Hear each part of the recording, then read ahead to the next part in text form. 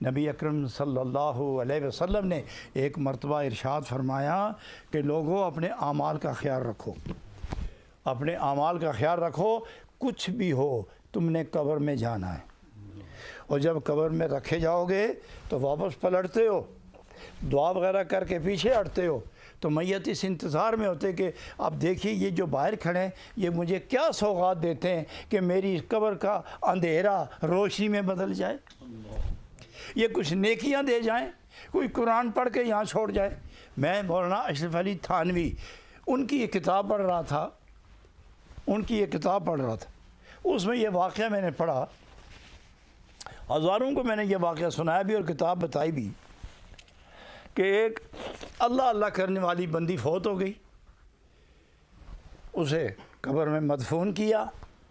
مٹی ڈالی، ایک لڑکا تھا اس کا، تو وہ ہر روز اپنی ماں کے قبر پہ حاضری دیتا اور وہاں بیٹھ کے وہ قرآن پڑھتا تھا،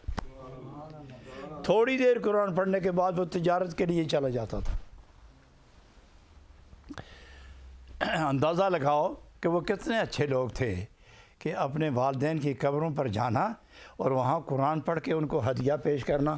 آج کتنے لوگ ہوں گے جوان چھوٹے بڑے کہ جو اپنے والدین کی مغفرت کا کچھ سوچتے ہوں گے۔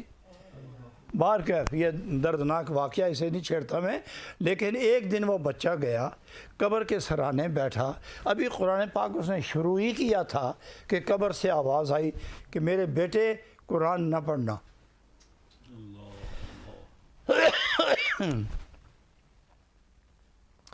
میرے بیٹے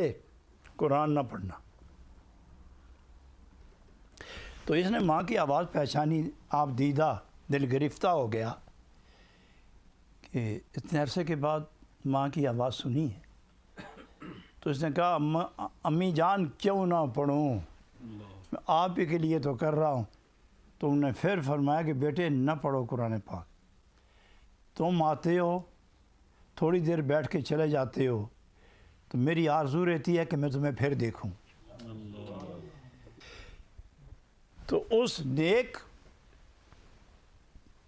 نیک بخت خاتون نے کہا کہ بیٹے جب تم قرآن پڑھتے ہو تو اتنی نور کی بارش ہوتی ہے کہ میں اس میں ڈوب جاتی ہوں اور میں تمہیں دیکھ نہیں سکتی، تو تم تھوڑی دیر آ کے بیٹھ جایا کرو، جب میں خوب تمہیں دیکھ لیا کروں تو پھر قرآن شریف پڑھا کرو۔